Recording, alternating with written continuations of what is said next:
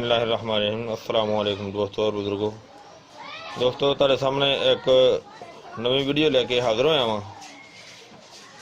दोस्तों वीडियो ये वे कि यह तुसीं देख रहे हो, यह एक पाउडर है, लेकिन ये पाउडर जरा ये हाजमे की फक्की है, हाजमे का चूरन है और ये बहुत ही अच्छी है और बहुत बेहतर है। इस दे नाल गैस, तेजाबियत, हाजमा, खट्टी डकारें ते पेट का अफरा और हल्की कब्ज़ वास्ते बेहतरीन और बहुत बेहतर है, बहुत ज़बरदस्त है। इहदे विच जिहड़े जिहड़े अजजा जिहड़ियां जिहड़ियां चीज़ां शामिल कीतियां ने वो तुहानूं मैं उसका नाम जिहड़ा ना वो अलहदा अलहदा दस देना। वैसे तो अगर एक एक चीज़ सामने लियावां तो इसकी काफ़ी देर जिहड़ी है ना वो लग जाती है, यानी कि काफ़ी ज़्यादा जगह जिहड़ी है ना वो भर जाएगी। और तुसीं देख रहे हो कि यह चीज़ां जिहड़ियां ने वो तुहाडे सामने मैं शामिल करना, तुहानूं मैं दसी जाना एक एक चीज़ का नाम। और उस दे अंदर असीं ये शामिल कीतियां ने जिहड़ा कि सब तो पहले नंबर ते अजवैन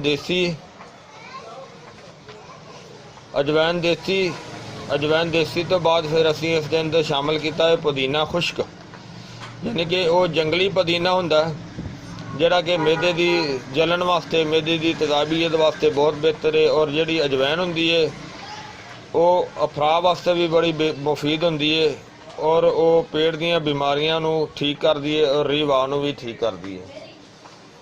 ते उस तो अगे जनाब अनारदाना है, ये जा किसी तारफ का मुहताज नहीं है क्योंकि इहदे विच कुव्वत हाजमा बहुत ज़्यादा होंदी है और ये एक चीज़ का टेस्ट भी बनाता है। तो उस तो अगली जी चीज़ शामिल की है वो है नशादर। नशादर भी एक बड़ी अच्छी चीज़ है जी कुव्वत हाजमा नूं बहुत बेहतर बनाती है। तो इस तो अगे जनाब असी शामिल किया है कचरी। कचरी जी है वो एक इंडिया की भी कचरी आती है, साढ़े को कचरी जी वो होंदा है चिबड़। वो चिबड़ एक छोटा जिन्ना फल होंदा है, जिस तरह के वड्डा बेर होंदा ना, इस तरह का एक फल होंदा है, लेकिन वो लाइनदार होंदा है कचरी। तो कचरी तो अगे कचरी जी है वो निज़ामे हज़म वास्ते बहुत बेहतर होंदी है, यानी कि गज़ा नूं गाल के हज़म करदी है, उहदे विच ये खासियत होंदी है। इस तो अगे जनाब सौंफ शामिल की है। सौंफ जी है वो भी अच्छी होंदी है, यानी कि पेट के निज़ाम नूं दुरुस्त करदी है। इस तो अगे जनाब शामिल की है असी सना मक्की, बरगे सना जी है वो पेट के अफरा नूं ठीक करदी है और कब्ज़ के निज़ाम नूं ठीक करदी है। इस तो अगली आइटम असी शामिल की है जनाब जौ खार जी है वो नमकियात की कमी नूं भी पूरा करदी है और छोटे पेशाब की प्रॉब्लम नूं ठीक करदी है, निज़ाम हज़म नूं बेहतर करदी है। इस तो अगला निज़ाम है जनाब अगली आइटम असी शामिल की है आमला खुश्क। सुक्के औले जिहड़े ने वो पेट के निज़ाम वास्ते बहुत बेहतर ने और बल्कि वो पूरे जिस्म के निज़ाम वास्ते बहुत बेहतर ने और कुव्वत हाजमा नूं भी ठीक करते हैं। इस तो अगली आइटम असी शामिल की है हरीड़, जर्द हरीड़ जी है वो भी पेट के निज़ाम वास्ते भी ठीक है और कब्ज़ के निज़ाम वास्ते भी बेहतर है। इस तो अगे जनाब असी शामिल की है भेड़े जिहड़े ने वो शामिल किए ने। भेड़िया नूं जनाब पेट के निज़ाम वास्ते भेड़े जिन्हें वो ठीक ने, उन्हां दी तसीर जिहड़ी है वो ठंडी हुंदी है।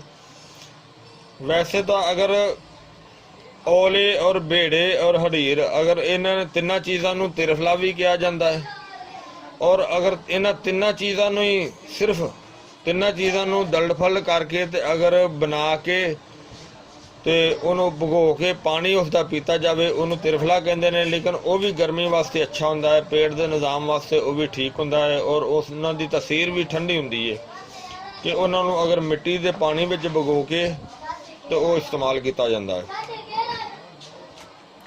ਇਸ ਤੋਂ ਅੱਗੇ ਜਨਾਬ ਇਸਤੇਮਾਲ ਕੀਤਾ ਅਸੀਂ ਨਮਕ ਸਿਆ, ਕਾਲਾ ਨਮਕ। ਕਾਲਾ ਨਮਕ ਸਾਰਿਆਂ ਨੂੰ ਪਤਾ ਹੈ, ਕਾਲਾ ਨਮਕ ਜਿਹੜਾ ਹੈ ਉਹ ਨਿਜ਼ਾਮੇ ਹਜ਼ਮ ਵਾਸਤੇ ਬਹੁਤ ਬਿਹਤਰ ਹੈ, ਨਾਲੇ ਇੱਕ ਉਸ ਦਾ ਆਪਣਾ ਹੀ ਟੇਸਟ ਹੈ। ਇਸ ਤੋਂ ਅੱਗੇ ਜਨਾਬ ਅਸੀਂ ਸ਼ਾਮਲ ਕੀਤਾ ਮਗਾਂ। ਮਗਾਂ ਸ਼ਾਮਲ ਕੀਤੀਆਂ ਨੇ। ਮਗਾਂ ਜਿਹੜੀਆਂ ਨੇ ਉਹ ਪੇਟ ਦੇ ਨਿਜ਼ਾਮ ਵਾਸਤੇ ਠੀਕ ਨੇ, ਟੇਸਟ ਬਣਾਉਂਦੀਆਂ ਨੇ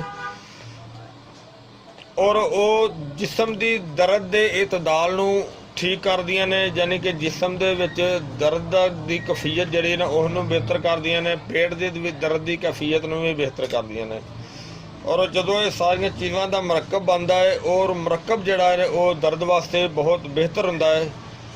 ਔਰ ਇਸ ਤੋਂ ਅੱਗੇ ਜਨਾਬ ਅਸੀਂ ਸ਼ਾਮਲ ਕੀਤਾ ਹੈ ਕਾਲੀ ਮਿਰਚ, ਫਿਲਫਿਲ ਸਿਆ।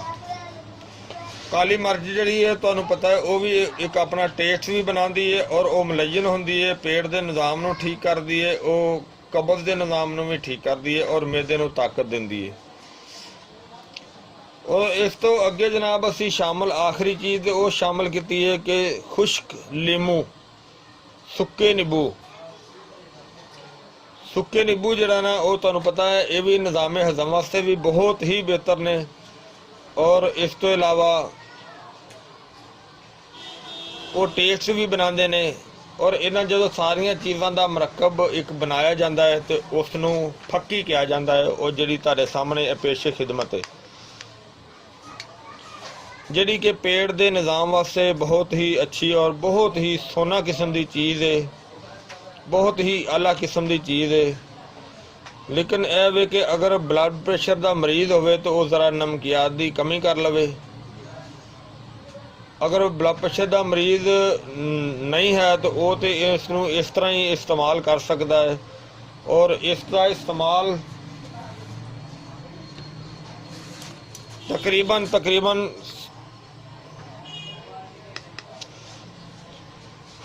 ਸੁਬਹ ਦੁਪਹਿਰ ਸ਼ਾਮ ਖਾਣੇ ਤੋਂ ਬਾਅਦ ਇਹ ਇਸਤੇਮਾਲ ਕਰੇ। ਇਨਸ਼ਾਅੱਲਾ ਇਹ ਮੈਦੇ ਦੇ ਨਿਜ਼ਾਮ ਨੂੰ ਬਹੁਤ ਹੀ ਬਿਹਤਰ ਔਰ ਤਾਕਤਵਰ ਬਣਾਉਂਦੀ ਹੈ ਔਰ ਇਸ ਦੇ ਨਾਲ ਤਜ਼ਾਬੀਅਤ ਦਾ ਨਿਜ਼ਾਮ ਜਿਹੜਾ ਨਾ ਉਹ ਵੀ ਠੀਕ ਹੋ ਜਾਏਗੀ। ਜਿਹੜੀ ਕਿ ਸੀਨੇ ਦੇ ਵਿੱਚ ਅਗਰ ਜਲਨ ਹੁੰਦੀ ਹੈ, ਮੈਦੇ ਦੇ ਮੂੰਹ ਤੇ ਜਲਨ ਹੁੰਦੀ ਹੈ, ਅਗਰ ਮੈਦੇ ਅਫਾਰਾ ਹੋ ਜਾਂਦਾ ਹੈ ਉਹ ਇਸ ਦੇ ਨਾਲ ਬਹੁਤ ਹੀ ਬਿਹਤਰ ਹੋਏਗਾ। ਬਲਕਿ ਅਗਰ ਇਸ ਨੂੰ ਮੁਸਲਸਲ ਇਸਤੇਮਾਲ ਕਰੋ ਔਰ ਤਲੀਆਂ ਹੋਈਆਂ ਚੀਜ਼ਾਂ ਜਿਹੜੀਆਂ ਨੇ, ਘੀ ਵਾਲਾ ਪਰਾਠਾ ਵਗੈਰਾ ਹੋ ਗਿਆ ਜਾਂ ਸਮੋਸੇ ਪਕੌੜੇ ਵਗੈਰਾ ਹੋ ਗਏ, ਇਹਨਾਂ ਚੀਜ਼ਾਂ ਤੋਂ ਜ਼ਿਆਦਾ ਪਰਹੇਜ਼ ਕਰਨਾ ਚਾਹੀਦਾ ਹੈ, ਕਿਉਂਕਿ ਇਹਨਾਂ ਚੀਜ਼ਾਂ ਦੇ ਨਾਲ ਮੈਦੇ ਦੇ ਮੂੰਹ ਤੇ ਵਰਮ ਆ ਜਾਂਦੀ ਹੈ, ਸੋਜ ਆ ਜਾਂਦੀ ਹੈ, ਜਿਸ ਦੀ ਵਜ੍ਹਾ ਤੋਂ ਪੇਟ ਦਾ ਨਿਜ਼ਾਮ ਜਿਹੜਾ ਨਾ ਉਹ ਖਰਾਬ ਹੋ ਜਾਂਦਾ ਹੈ। ਜਦੋਂ ਪੇਟ ਦਾ ਨਿਜ਼ਾਮ ਖਰਾਬ ਹੋ ਜਾਂਦਾ ਹੈ ਫਿਰ ਇਸ ਤਰ੍ਹਾਂ ਹੀ ਸਮਝੋ ਕਿ ਪੂਰਾ ਜਿਸਮ ਖਰਾਬ ਹੋ ਜਾਂਦਾ ਹੈ। ਤੇ ਦੋਸਤੋ ਭਾਈਓ ਇਹ ਦੇਖੋ ਆਪਣੀ ਸਿਹਤ ਦਾ ਖਿਆਲ ਰੱਖਿਆ ਕਰੋ। ਹਾਲਾਂਕਿ ਇਹ ਚੀਜ਼ ਜਿਹੜੀ ਹੈ ਸਭ ਤੋਂ ਸਸਤੀ ਇਹਨੂੰ ਕਿਹਾ ਜਾਂਦਾ ਹੈ, ਸਭ ਤੋਂ ਆਮ ਇਹਨੂੰ ਸਮਝਿਆ ਜਾਂਦਾ ਹੈ, ਲੇਕਿਨ ਮੈਂ ਕਹਾਂਗਾ ਕਿ ਇਹ ਸਭ ਤੋਂ ਅੱਛੀ ਹੈ ਔਰ ਸਭ ਤੋਂ ਆਲਾ ਹੈ ਔਰ ਸਭ ਤੋਂ ਸੁੰਦਰ ਹੈ। ਕਿਉਂਕਿ ਇਸ ਵਜ੍ਹਾ ਤੋਂ ਕਿ ਜਿਹੜੀ ਚੀਜ਼ ਪੇਟ ਦਾ ਨਿਜ਼ਾਮ ਠੀਕ ਕਰਦੀ ਹੈ, ਮੈਦੇ ਦਾ ਨਿਜ਼ਾਮ ਠੀਕ ਕਰਦੀ ਹੈ, ਉਹ ਸਮਝੋ ਕਿ ਪੂਰੇ ਜਿਸਮ ਨੂੰ ਠੀਕ ਕਰਦੀ ਹੈ। ਜਦੋਂ ਮੈਦੇ ਦਾ ਨਿਜ਼ਾਮ ਠੀਕ ਹੋਏਗਾ ਤਾਂ ਸਮਝੋ ਪੂਰਾ ਜਿਸਮ ਜਿਹੜਾ ਨਾ ਤੁਹਾਡਾ ਬਿਲਕੁਲ ਠੀਕ ਹੈਗਾ।